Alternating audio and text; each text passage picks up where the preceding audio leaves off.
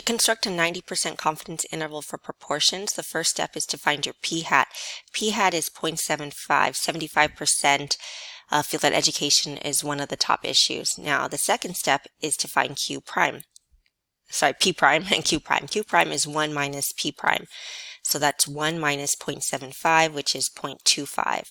The third step is to find the standard error for P prime, which is the square root of P prime times Q prime divided by N. N is 506.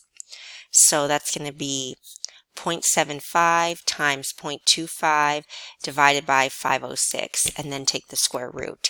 So in the calculator, 0.75 times 0.25 divided by 506, and then I take the square root of that answer, and I get 0.0192497.6. Okay, the fourth step is to find your z alpha divided by 2. Now I know I'm using the normal table because I'm using proportions and I have a large sample. 506 is a very large sample, so my NP and NQ are going to be both greater than or equal to 5.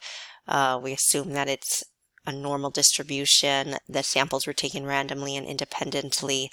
And so when we go to our normal table, for a 90% confidence, our critical value is 1.645. So this is going to be 1.645. The fifth step is to find your error bound for the proportion, your EBP, which is your Z alpha divided by 2 times your standard error. Okay, so that's 1.645 times 0.019249. Okay, and I already have the standard error in my calculator, so I'm just going to times it by 1.645, and I get 0.0316658,595. And then the last step is to create a confidence interval, which is your P prime plus or minus your EBP. Now, your P prime is 0.75. So it's going to be 0.75 plus 0.0316658,595 and 0.75 minus that. Okay.